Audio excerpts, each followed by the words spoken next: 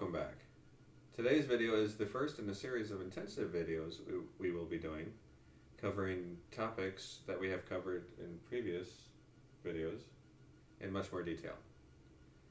This one begins with the chakra system and the aura. So we will be talking about the aura, the auric field, what it is, how it operates, and how we can work with it. All right, Sterling. Okay, the auric field is a product of spiritual expression. So it's a product of Sagittarius. Sagittarius being fire, so it's expression. Sagittarius is also what we call mutable.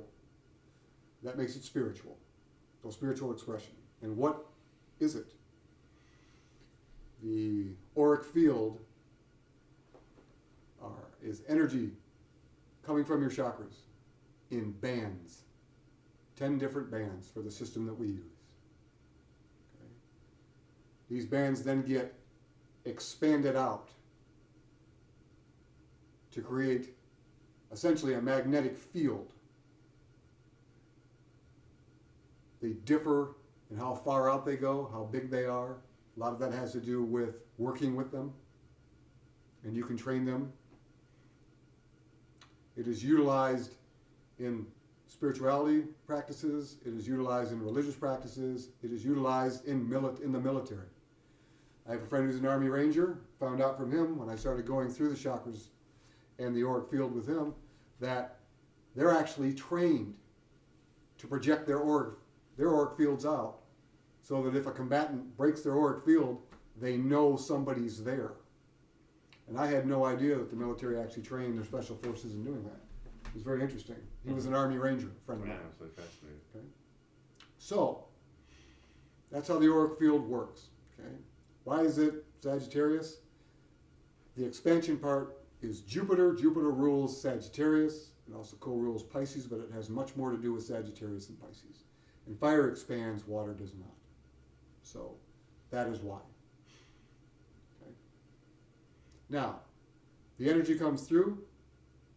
People differ on what happens at that point. Some people think that they create separate bands of energy right along the outside perimeter of the body. And it would start with our 10 chakra systems. It would start with the foot chakra being brown, okay, the root chakra being red on top of that, the sacral chakra being orange on top of that, the hand chakra being tan on top of that, followed by the solar plexus chakra, which is yellow, the heart chakra, which is green, the Doth chakra, which is purple, the throat chakra, which is blue, the brow chakra, which is indigo, and the crown chakra, which is violet blue. Okay. I have never seen them that way. However, I know people who say that they have. Okay. To me, it doesn't really make that big of a difference, because as the field expands out, they are all intermixed together, like a giant collage of color. The information that comes in to the auric field by breaking somebody else's auric field or having them break your auric field is almost simultaneous. The information comes through each and every one of them at the same time. So it's not like it goes to the foot and the brown first, and then the root and the red next, and then it doesn't work that way. All the information comes in at once. What happens to that information, however, is the really important part. Okay? So let's say you're in a room and everybody has felt their auric field. Mm-hmm. Everybody has. If you ever walk into a room and it's tension, you're like, what's going on? And you find out there were two people having an argument before you walked in the room and they stopped. That tension that you feel was their auric fields breaking yours. And your auric field saying, okay, how do we deal with this? What are we going to do here? Right, yes. What's happening and why? Yeah. And should I leave or should I stay? Okay. So, everybody's had that happen at some point in time in your life. Okay, and it usually happens a lot. Mm-hmm. Differing circumstances depending on what's happening in the room. So, that's essentially the gist of what the auric field is and how it works. It's a giant magnetic field made up of all of these bands of energy that we perceive in colors. Okay?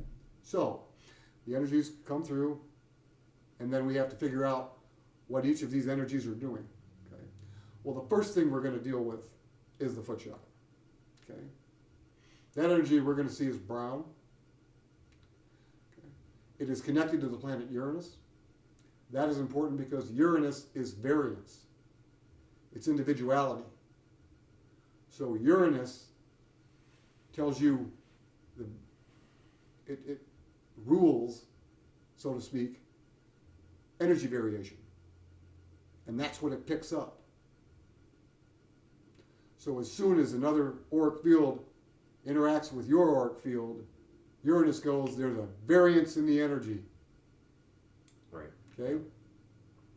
Takes it, shoves it into the root chakra. Okay? The next one, well, I shouldn't even say the next one. Another one that's going to go off is going to be your sacral chakra. Okay? That's orange. Okay?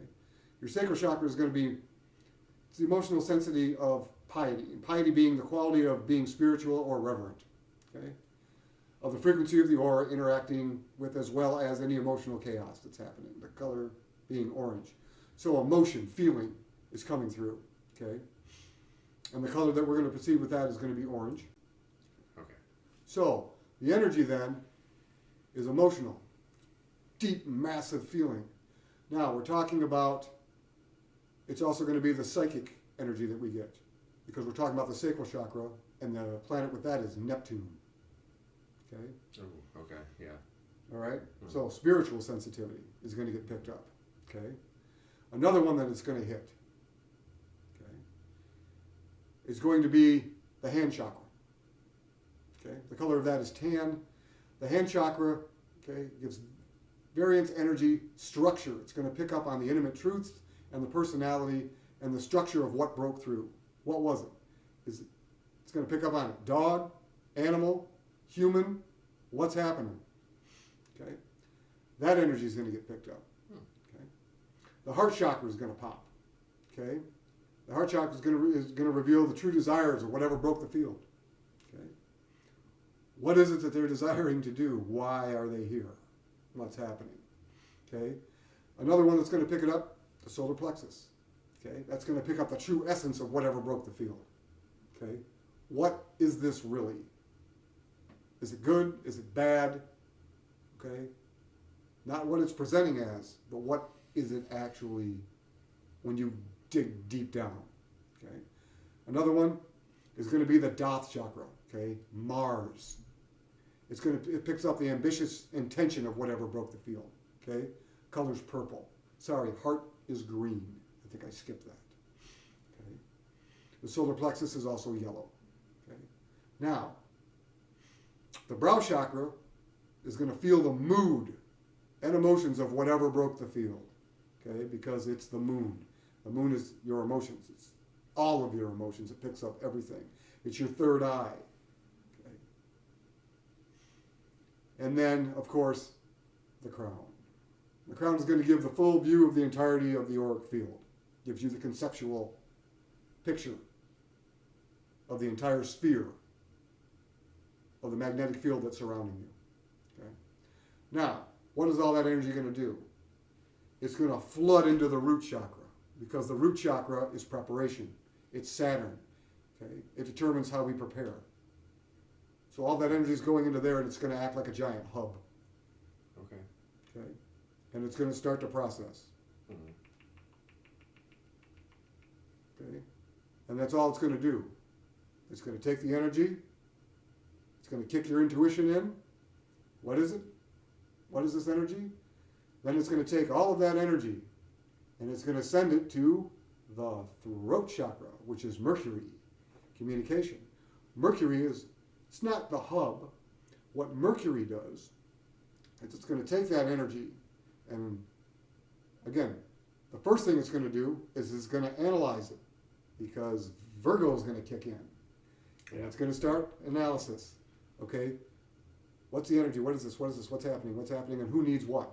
Mm-hmm. Who needs to know what? Which chakra does this go to? Once it determines that, and it's going to do it instantaneously, it's going to take it and go, okay, Gemini's kicking in, and Gemini is then going to disseminate all of that energy to every chakra that needs it. Okay. Okay. That's Mercury's role. Mercury is just as important as the hub of Saturn is. Okay. Now, it's going to circulate all the information and energy to every chakra it needs to go to. So this essentially means that the throat chakra sends out the order in which, in computer terms, code is executed, and the color is blue. So if something breaks the field, Saturn gets it all, sends it up to Mercury. And Mercury goes, okay, okay, this thing is aggressive. Whatever's coming through is really aggressive and it's mad and angry, sending this to Mars. Whoop! Goes right to Mars, and Mars is like, all right, are we fighting? Are we running? Are we freezing? What are we doing? Okay. Is this directed at me or somebody else? Do I even need to worry about that? And it's sending everything else, all sorts of other information to every other chakra, so that you know how to react to that variance and all the variances in your auric field. It's going to give you everything you need to know as far as what broke the field, why it broke the field, what it wants, and what it's going to do, and then how you're going to react. And everybody's going to react a little differently. Right. Yeah. Okay? Because we learn this from the time that we're born. Okay? And then we visualize it with color, but we don't just visualize it with color. Okay? All the other senses kick in. That's the weird part. That's where it gets kind of strange. Okay? Because we all know what green looks like. Okay? And there are variances of green, of course. But we all know what green looks like, blue looks like, red looks like. But what does green taste like? What does it sound like? What temperature is it? Okay. What's the texture like? Right? Yeah. How does it taste? Okay? That's what you need to develop for every single chakra. Okay? And every color. Then you can truly visualize it. Because if you're not doing that and all you're doing is seeing it, all you're doing is image creation. Not true visualization, because there's no sensory creation. Okay? You have to have all of the senses popping at the same time. It's very important. Okay? When you see that, when you start feeling that, it's going to key you in to every reaction you need to take care of the situation at hand and to deal with whatever broke your field. Okay? Why is that so important? To know all of these things. Well, it's unbelievably important for survival purposes. Yes. If you're out in the woods and it's a bear, hey, what are you going to do? Well, some people are going to say you run. You never run if there's a bear. The only time you will run if it's a bear is if it's 100 yards away from you. Right. Then you can run. Otherwise, it's going to catch up to you rather quickly, and it's going to think of you as prey, and it's going to attack. Right. Because that's what prey does from predators. It runs. If you stand up to it and make yourself big, it's going to go, this really isn't prey. This is something else, and hopefully that will deter it. It may not, but hopefully it will. The last thing you want to do is look it in the eye, though. That's what I've learned. Okay. Don't look it in the eye. Okay. And if it's a female, do not get between it and the cub. Right.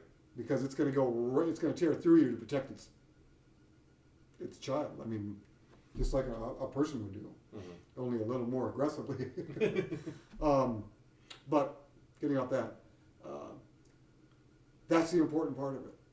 But what else is so important about the aura?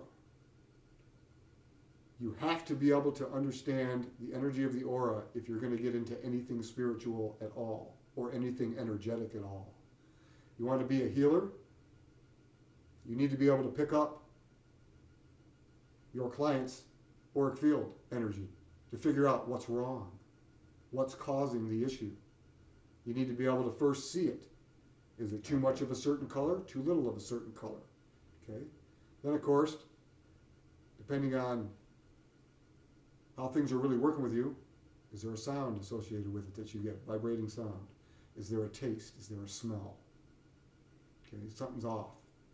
Interesting. It's going to give you information so that, again, your mercury can disseminate and go, okay, the problem is here, the problem is here, the problem is here. Okay? Why are the colors important? Well, the colors are important because if you have a problem, and let's say it's a foot chakra problem, okay, 656 nanometers, approximately, for some browns. How do you visualize that? Oh, that's impossible. Frequency, and then see it on a wave. Right. No, you can visualize brown. Is there a lot of brown? Okay, we got that that's that vibration that we need. Is there too little brown? Right. Is the brown color off? Is it mucky? Is it moving well? Is it not moving well? All of those things you need to take into account. Okay. Does this person need to have is this an awakening issue? Are they fighting something that needs to go? Because that's when Uranus comes into play. Because Uranus likes to awaken you to stuff. Right. However, when Uranus awakens you to stuff and you ignore it, it pulls the rug out from underneath your feet, and it does it anyway. And then it lets Pluto come in and transform everything. The problem is that it can be very traumatic when it doesn't, especially if you're working against it. Right. Or your client is. Those are things you need to look at, and that's just one of your chakras. You have to be able to do that for all of your chakras. Then you can start determining, how do I need to heal these things? What do I need to do? Okay. Again, color's important because it's going to tell you if there's way too much brown, we have to take the brown and essentially mix colors until the brown isn't brown and transforms into another color. And that's the key to transforming energy. Okay? So we know that there are three primary colors: yellow, red, blue. Okay? Planet-wise, that's the Sun, Saturn, and Mercury. Okay? So interesting that it's very interesting. Both hubs that we talked about, plus where all the light that gets reflected on every planet comes from. Right. That's your primal hub. That's your primal color wheel. Okay? Mixing those colors together equally gives you the secondary colors. Okay? From there, you mix the primary color with the secondary colors and you get tertiary colors. And that should cover just about every color you need. Right. Okay? And you're going to be seeing all of these things. And a lot of the times they're not just going to be there, like a piece of artwork. They're going to be moving. They're going to look probably much more liquid than that. They're going to be moving around, changing color, this, that, and the other thing. But again, you're going to also need to understand how to change the colors. Okay? So let's say you're working on somebody and third eye is completely shut. There's not much indigo. You can't pick up much indigo at all. They've shut off their brow chakra by closing their third eye or never having experienced it open. And you need to create indigo. Okay? And then you look at the energy and you're like, okay, so I need to create, it's the moon, so I need to create Cancer. How do I create Cancer energy? Oof. Okay. Right? Yeah. So it's water. I have to create water. And I have to create water out of fire, And Leo, which is yellow, the sun, Capricorn, which is earth and air, and Gemini, which is air and earth. Okay, those are those are the three colors you need. Okay, and you go, well, how am I going to do that? Because that what am I doing here? And how am I going to do this? Okay, and you go, okay, well, Saturn is Capricorn and Aquarius. Mercury is Gemini and Virgo, and the sun is Leo.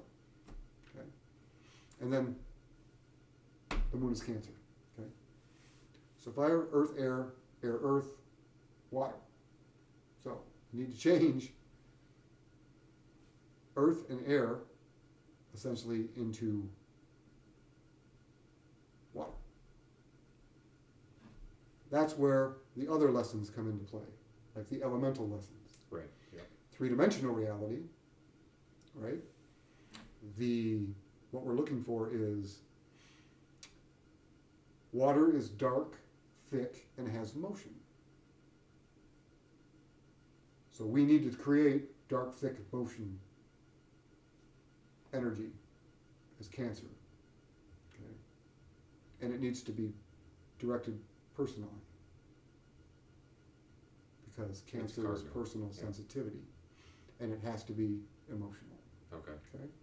But all water is emotional, so we shouldn't have a problem with that.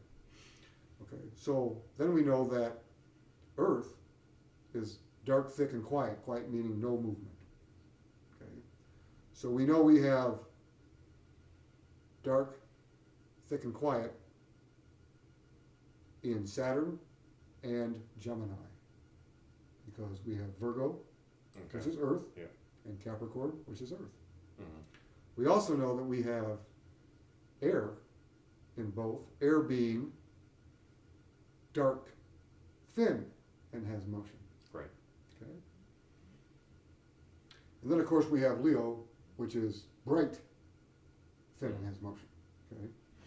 So it's going to be rather difficult to try to use Leo here, because two factors don't work for cancer. It just doesn't work at all. Right. Okay. So what are we mixing together? We're going to have to mix red and blue, right? Yeah. Together. Now, if we do that equally, what happens? We get purple. We don't need purple. Yeah. Right? We need indigo. Right. Which means we need a lot more blue. A lot more blue than red. Okay. Yeah. So we look at this and go, okay. I need a lot more Gemini energy than I need Saturn energy. However, red still has to be a factor, or else you're just going to have blue, blue, blue, blue, blue. Okay. So the energy needs to move from the two elements being 4 into 1. Okay. So how are we going to do that one? Well, the only difference between water and air is one is thick and one is thin. Right? That's it. That's the only difference. Okay. So we're going to work for the most part. We're going to look at Gemini, right? Okay. And we're going to look at Aquarius. Right? And we're going to say, I need a little bit of Aquarius. I need a whole lot of Gemini here. Okay. Because we need motion, right? Need motion. Okay. But we also need thickness. Right. We're not going to get that from air. Then we have to go to Virgo and Capricorn. Right. Okay. Now, but which one? Which one do we need to use? Well, we just said we needed personal energy, don't we? Right. And Capricorn is personal substance. Yes. Right. Yep. So we need more Capricorn than Capricorn than Virgo. Right. Okay. To get the personal side in. Okay. Mm-hmm. Then we start mixing that visually, visualizing it and mixing those colors together until we can visualize indigo. And once we visualize indigo, okay, we've got it. And then with whatever system you're using, whether it's Reiki, Qigong, if you don't use either one of those and you just work energy yourself, I mean, there's so many different systems out there, it's unbelievable. Okay, that's when you pour the energy in, because you know what you're doing at that point. Right. You're mixing the energy of these, and you get the people's chakras opening. Okay, and then your intention is, because your intention comes in at that point, you're pulling this from them. It's not coming from you. You're not pulling your own energy and pouring it into them. You're using their energy to do it. Okay, and you're transforming their energy, because if you pour your energy into it, they're still going to be off balance. Right. Okay? Yeah. You need to take their own energy, transform it lock it into the brow chakra, flood it in. Before you flood it in, though, you're going to want to open their third eye aperture. Right. Yeah. Okay. Which isn't hard to do. You do that, flood it in there. As you've opened the chakra, okay, take the energy, pour it in. Till the color is indigo. Once it's reached indigo, you're done. Okay? Then you can go ahead and close that aperture again, because they don't really need it open. Okay? And they can do that on their own through exercises. You don't want to go and open somebody's third eye and leave it open. Right. If they're not used to it. Yeah. That can cause major problems. Oof. Close the aperture. Okay. You don't need to close the chakra. You need to close the circuit of the chakra. Okay. Closed circuit, light comes on. Open circuit, light goes off. Okay. Keep the chakras open, keep the circuit closed. Okay. That's what you want to do. And allow the energy to circulate. Right. Okay. Yep. The transformation will hold. It's not just going to drain right out of that chakra and go through. Okay. Your healing is done for that particular client. Each client is going to have issues that are different. There are going to be different color mixtures. There's going to be different energies that need to come in.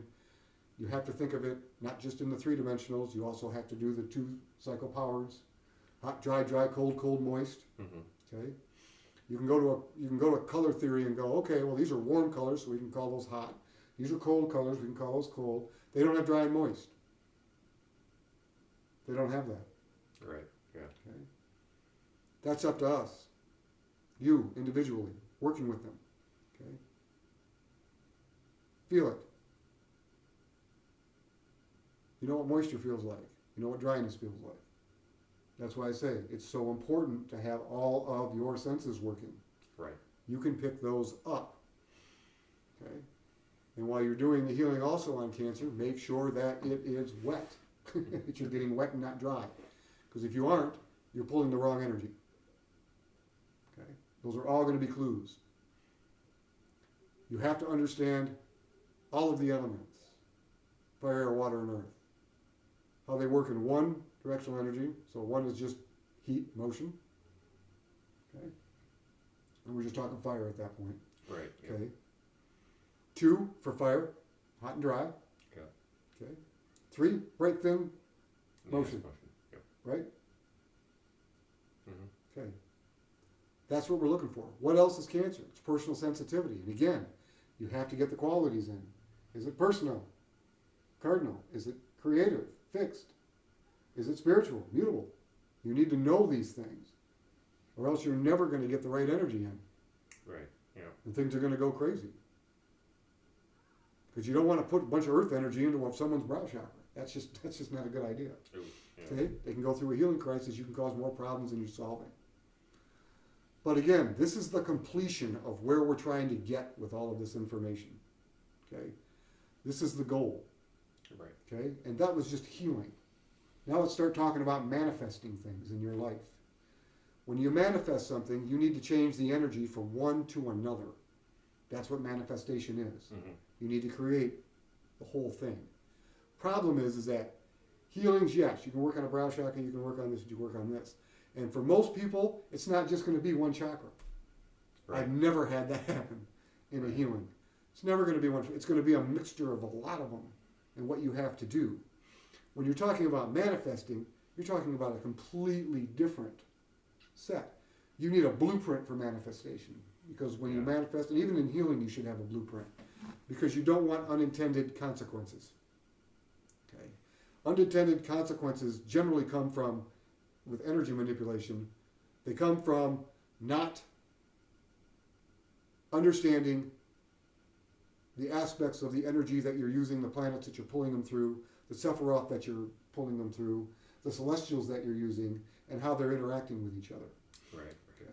So essentially, when you're manifesting anything, before you even start working on a client, you need a blueprint of what's happening and what you want.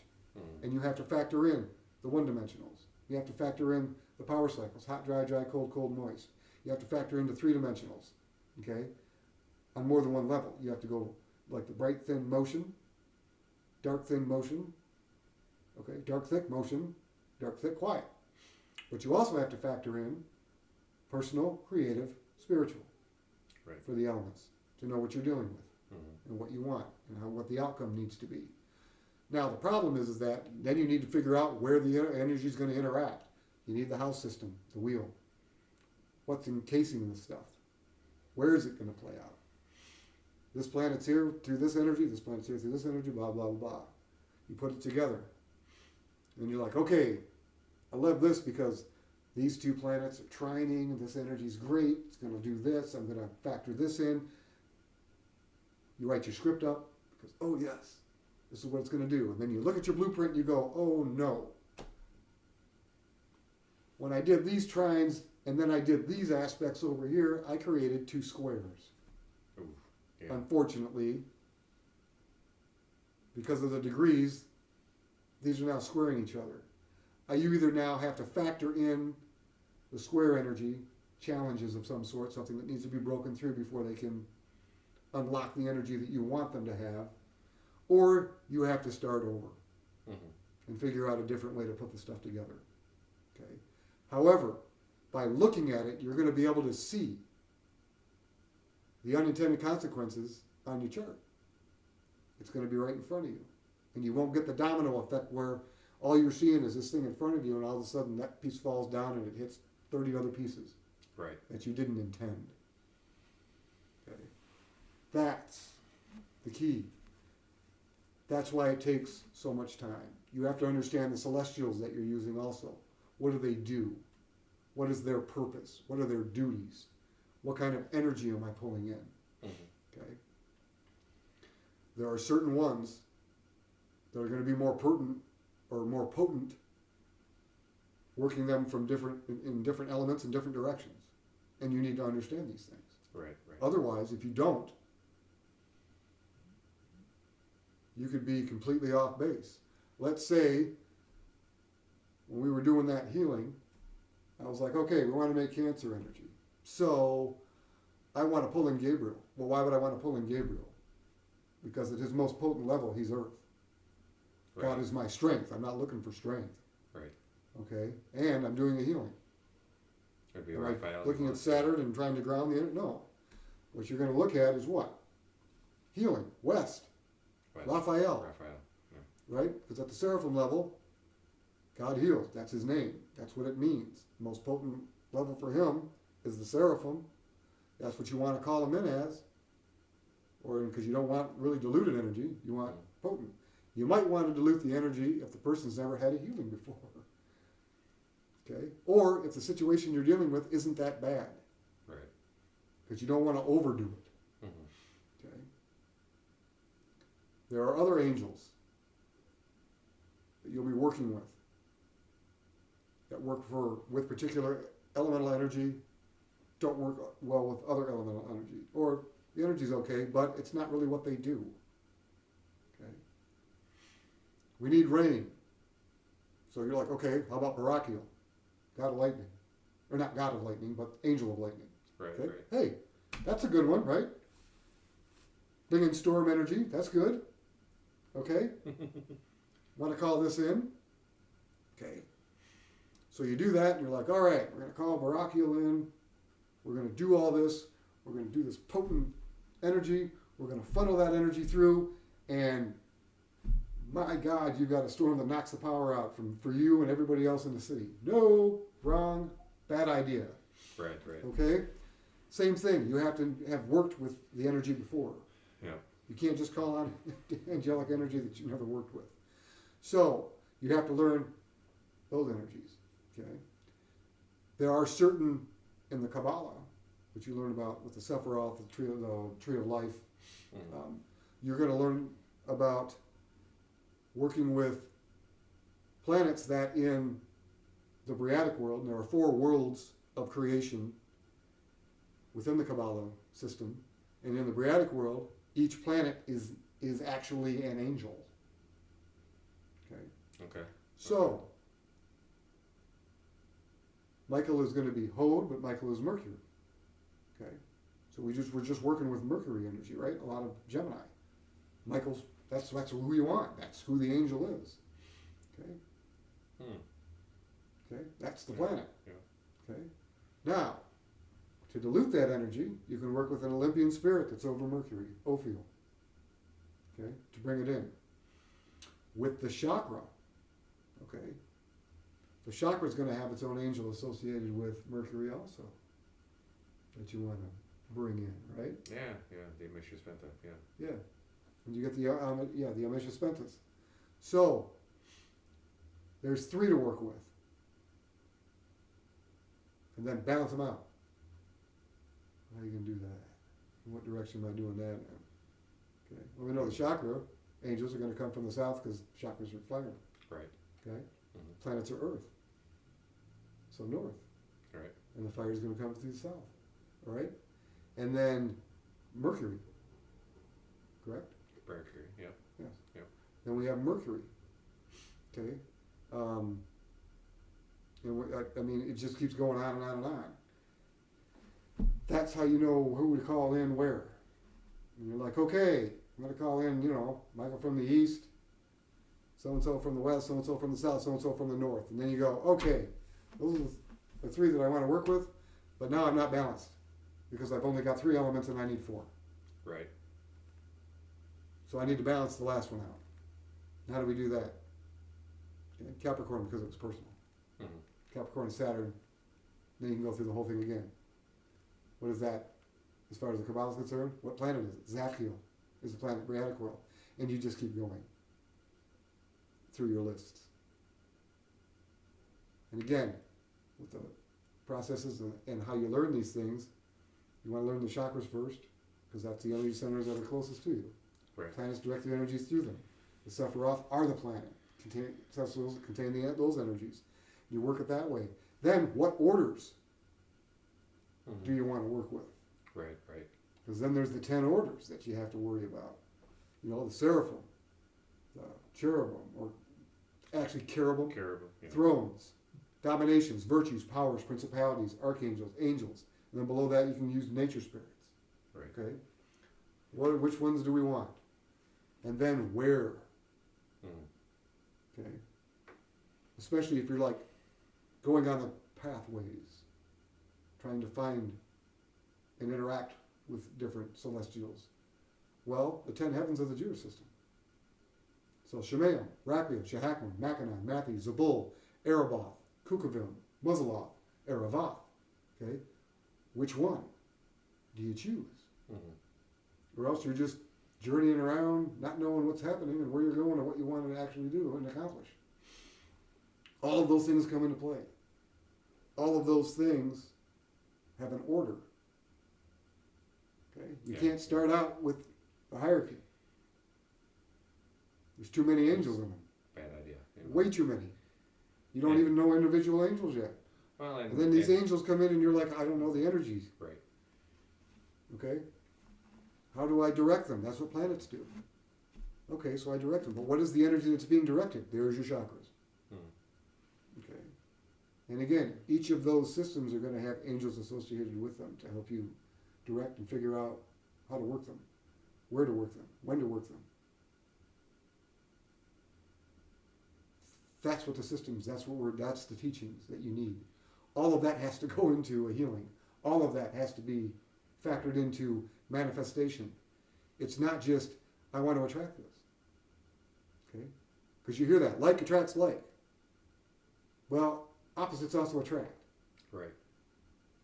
So which are you attracting? Are you attracting the opposites or are you attracting the like? Okay? And how do you know? Right.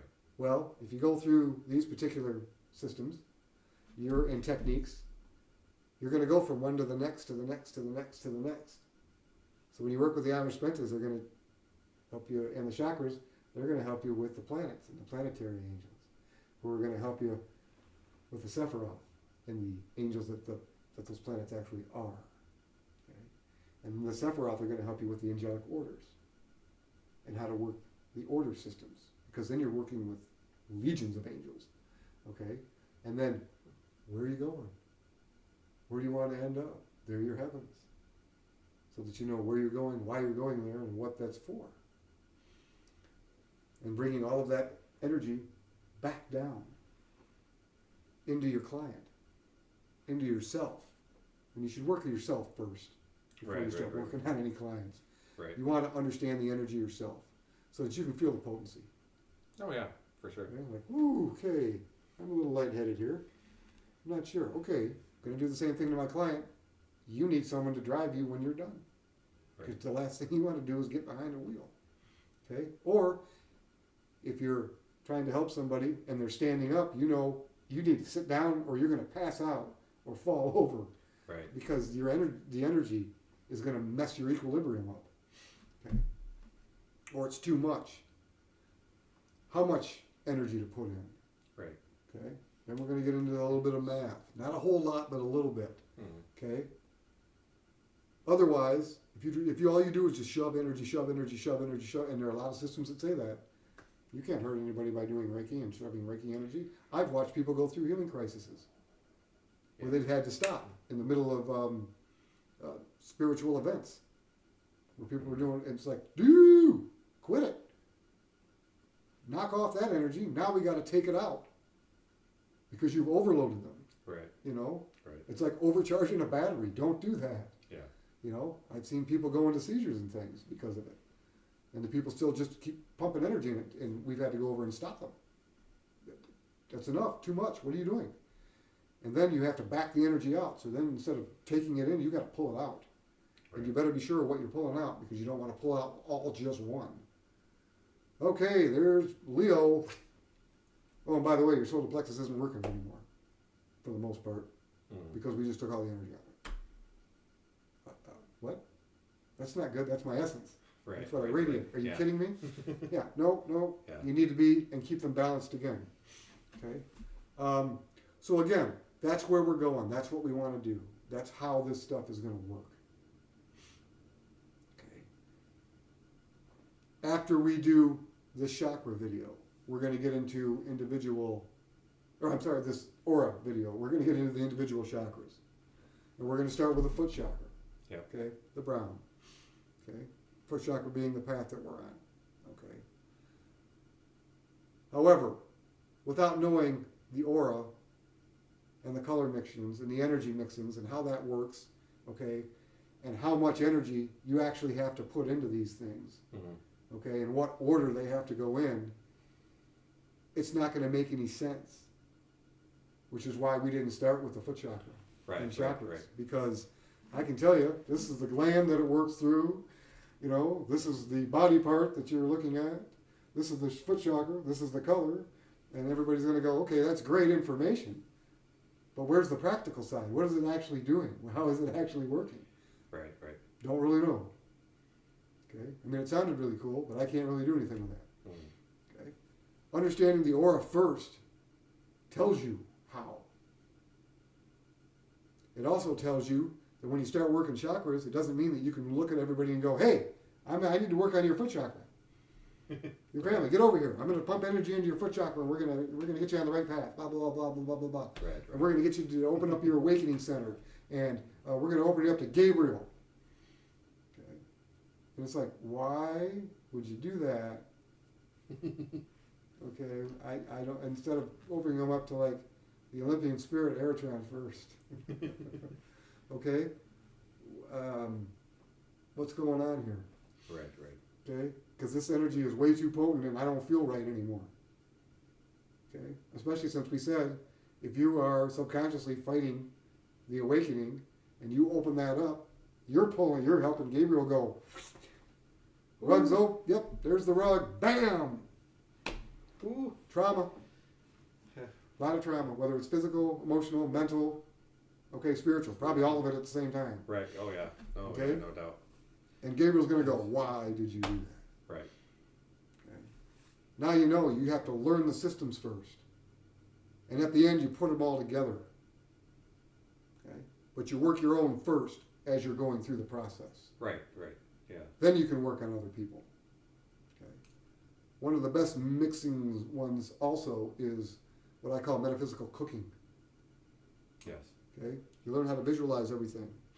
You get your taste, your smells, your sense, and it's a great way to do that because all of that energy interacts with all of your senses. Okay? And when you do spiritual cooking, you're cooking for result more than flavor. Right. But you have to factor flavor in because somebody has to actually be able to eat it. Okay? Right. And then again, you're going to find out that there are some things that you want to utilize, the attributes of, that you can't put in food. Mm-hmm. Okay? You can't. Well, I need lead energy. You're not putting that in food. Right. You're going to poison somebody. But you can put it into a glass container and stick it into the pot while you're cooking it, and the energy will infuse. The rest of it does not. And then you take it out. Right. Okay? Well, that's where totems come in. Right. Or if you've got two herbs you need to put together, but together they're poisonous, Mm-hmm. or they're going to cause some sort of an interaction, you can do the same thing. Okay? And while we're at that, let's talk about essential oils. If you're using essential oils, there are certain essential oils you can't use. Because in the essential oil, they are so condensed that the potency is such that they can kill people or give or harm you immensely. Yeah. And one of the big ones we'll talk about is sage. Mm-hmm. In the herb form, sage is great, right? Everybody Right, loves yeah. sage. Oh, Everybody yeah. likes to smudge with it, blah, blah, blah. Essential oil, you can get clary sage, but if you get sage, that can cause epileptic seizures. That can cause massive amounts of problems, and it doesn't take a whole lot. Right. Okay? So always understand the interactions when you're dealing with this too, and that, again, you go through the processes, go through training. You want that as part of your training. Mm-hmm. You want to get to the point where you know that. I can't mix this and this together. Okay? Or mugwort, you don't use the essential oil of that either. Ever. For Right. anointing, in baths, no. You want to diffuse it? Go ahead and do that. That's fine. You can put 3 drops in the diffuser, make it, burn it. That's fine. Do not put it on a body. Do not ingest it. There are certain, like again, those are all things you need to know. Not to mention, rough malachite, and that's a crystal, stone, is poisonous. Really? Yes. Okay. Tumbled, fine. Locked in. Mm-hmm. But in the rough form, it's poisonous. If you touch it, you have to wash your hands before you touch your mouth or your eyes or any other part of you. Okay, it's really not a good one to ever get in raw form. And there are other crystals that are just like that. Mm-hmm. Okay, those are things you need to know before you work with somebody. Right. You go to a show and they have raw malachite. You're like, okay, raw malachite. And you buy it. And you go home, you're like, you know what? I'm doing a healing tomorrow and I want to use malachite. And I got this big piece of malachite now and it's raw. And I'm going to set it on them while I'm doing it. Bad idea.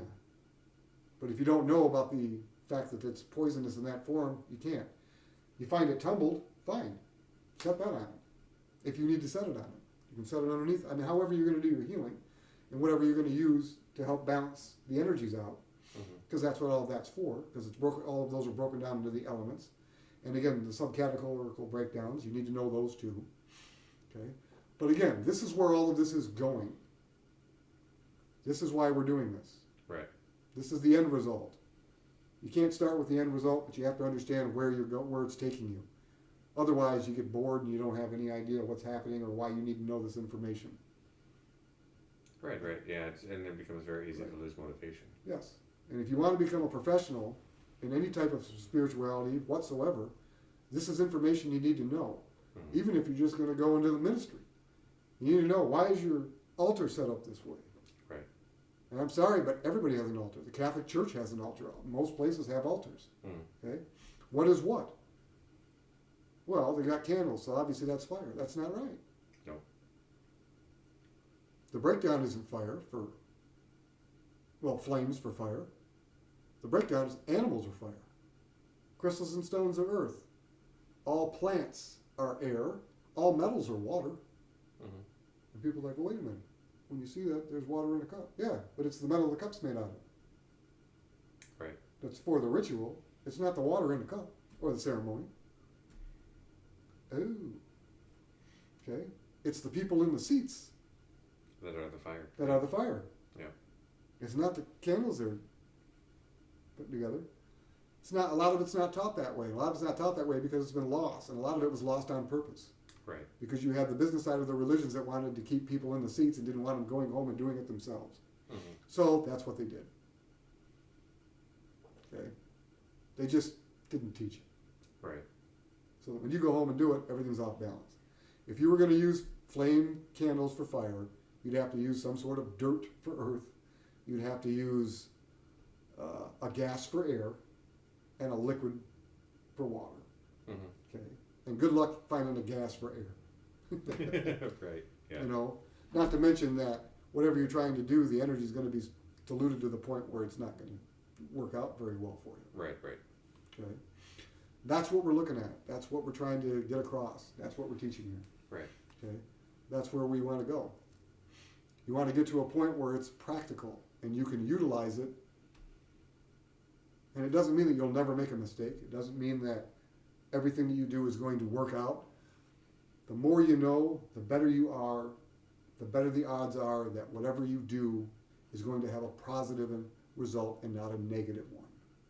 And that's what you're looking for. Mm-hmm. And that's why we're doing this. Okay. The only job I have is to facilitate. Right. Okay. Because everything comes from whoever is doing it. Mm-hmm. Okay. It's not what I can do, it's what you can do. All I'm doing is giving you the resources and the knowledge to be able to do it. Right. And that's where it all comes from. And that's our goal here, is to Yeah. act as guides. Yeah, we're just guides. As I always like to say, I'm just a tool. Right. When I do a healing, it's not me. I'm just a tool for this energy. I know how to direct it. That's all. And that's all we're teaching you. Right. It's how to direct these things. Okay? But when you do it and you learn it, it allows you to help everyone around you. Right. Mm-hmm. All these people. And certain people are going to be drawn to certain things. There's certain people that are going to want to work with the air energy, with plants. Some people are going to want to work with animals for the fire. Some people are going to want to work with the metals. Some people are going to want to work with the stones. Some of them are going to put them all together and make jewelry with the attributes popped into them. Okay? Things that people can use when they do ceremony and ritual. Okay? And it isn't against any religion on the planet, because every religion on the planet uses them. Right. Yep. Okay? A lot of times I go back to the Catholic Church because that's like the most popular. You know, when they go around with that big thing and they're doing this. Oh, yeah. Yeah, that's air. That's incense. Yeah. Okay? The people in the pews. Mm-hmm. That's your fire. Okay? A lot of their tables are made out of stone. There's your earth. Okay? There's metal everywhere. That's your water. Mm-hmm. Okay? Some of them will have plants everywhere. Again, air energy. Right. That's how they balance their stuff out. Okay? And every religion on the planet uses this stuff. Okay? That's why we like to say this is pre-traditional. Right. Because it can be used anywhere. Okay? Yeah. And I work with anybody except dark practitioners. Right. The only ones that don't work at, and I've said this before in other videos, I don't work with them. They're parasitic. Okay? Your intentions are bad. The energy is negative, and it's nothing I want to deal with. So I don't work with them at all. Right, right. Okay? And I won't. Or if you're so set in your ways that you can't work with other people, I can work with you one-on-one, but I can't have you in a classroom environment. Right. Or if you're going to try to convert everybody in the room to whatever you believe in, it's not going to work. Okay? I will work, however, individually with people like that to bring them up. Okay? And that's essentially what we're trying to do. Okay? Now, the fundamentals are going up. I talked to the web guy. They're being put on the website. They are. Yep. Fantastic. So the fundamentals are exercises that I call spiritual calisthenics. They start with basic focusing techniques. Okay, there's 23, I think, altogether. I think something so. of that nature. Something, yeah. And they go from the starting point of focus all the way through to mental commands, physical commands for yourself, subconscious programming, color creation, sense enhancement, and all the senses. It teaches you 3 different types of way of seeing things: shapes, shadows, shading, and positive negative space. Okay, color creation, so that you can visualize the color that you want. Okay, it goes to image creation, so you can bring up an image, bring it back down. Then sensory creation, where you plug in all the other senses in at the same time. Okay? And finally, and it's not included in the fundamentals, I do this with people afterward or with groups, complete visualization, which is where you create the image and all of the senses at the same time, and it's three-dimensional, so you can turn around in it visually when you're doing it. Taking it back down, bringing it back up exactly the way that it was, without your brain being able to put its own stuff in there because it wants stimulation and is getting bored. Right, right. That's where you need to go. That's where you need to be when you do any of these things. Mm-hmm. The more you work the fundamentals, it's just like how to dribble, shoot free throws, okay, and do layups in basketball. Right.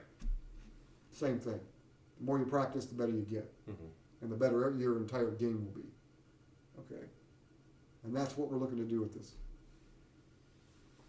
Okay? And that's why we started with the aura, because the aura is all of it, essentially. Right, yeah. It's the easiest way to explain it. It's the end result of everything. Right. Yes, because if I'd have started this out talking about the chakras and the planets and the Sephiroth and the orders and the heavens, everybody would have been like, "Oh, are you crazy? How do we even get there?" Colors, most people can understand that. Right. And they can understand a color wheel. Okay. Right. And that's the first step. And the fact that we've all used our aura. Yes. And it's the closest to us. Right. Yeah. Because it comes from the chakras, which are right here. Mm-hmm. And the Sephiroth are not here. Right. Sephiroth, you look at what the Sephiroth look like, that's just an explanation of what they are. They are energy centers, but they don't lay on us like the rest of them do. Right, right. Okay, it's just a way of explaining and how to work those energies. Mm-hmm. Okay? Anybody that's done a middle pillar energy exercise or meditation, you've worked Kabbalah and Sephiroth energy, because that's the middle pillar. Comes from there. Okay. There are triangles and there are pillars. You have the pillar of mercy, the pillar of severity, and then you have the middle pillar that goes in between. Okay. Interesting. Okay. Yep. All right. Yes, and the Hermetic principles are the guides to how everything works. Right. Okay, the principles of vibration, the principles of everything, when to work certain things. That's where the pendulums come in. Because when you do a pendulum swing up, it's going to swing down. Right. Eventually, and if you stay on the pendulum, you're going to be great for a minute, and then all of a sudden it's all coming back down. Right. But if you go like this and then switch pendulums, like from one that's the one that you're on's going on a downswing, you could have another one going on an upswing. Right. It's golden. Okay. That's why those principles are so important. Right. Right. Okay. And It tells you how energy works, and the more you understand how energy works, the better you're going to be. Mm-hmm. Okay. The math is not that involved. It's not that problematic. It's quite easy with this. Right. Yeah. Okay. Well, some people see physics and oh, I can't do that. This type of physics isn't as difficult as normal physics. You don't have to be Sheldon, what's his last name, Cooper? Cooper. Yeah. Yeah, Sheldon Cooper to understand this stuff. Okay. And Sheldon Cooper probably could not understand this stuff. Right. Because it takes it to a point that he doesn't get. You can't just walk into a room and look at an equation and go, okay, got this, let's prove that. It's like, no. You end up with a blueprint, then you do it, and the result is what you're looking for. Right. Okay? Right. It's not just theoretic. Well, it's I would say the physics part of this makes it real. It does in the practical aspects. Right. Because most systems out there aren't practical after a certain point. Mm-hmm. They just aren't. It's all theory. They just sit around and talk. And that's fine. Right. There's nothing wrong with that. Except if you want it to influence your life in some way, you need practical application. Oh, yeah. If you're not There's using a huge it. part that's not practical application. Okay. If you're not using it. That's why the hologram stuff that they get into is, it's a neat concept, but there's not much practical about that. Mm-hmm. Okay? If everything's a hologram, who cares? Yeah, it doesn't impact you any. Your senses still need to keep going. Mm-hmm. Okay? And you need to not just think something or see something. You have to be able to interact with everything and the energy around you. Okay? So we deal with matter and the building blocks of matter. Right. Protons, electrons, neutrons is cardinal fixed mutable. I mean, that's very important also because it's a building block of our entire being, three-dimensional reality. And that's where we live. Okay? And whether it's a hologram or not, we exist there now. And this is how you work the energy there. Okay? So, Yeah. I think I'm done All right. with this one. All Okay. right. Well, thanks for joining us today, and hopefully you guys learned quite a bit.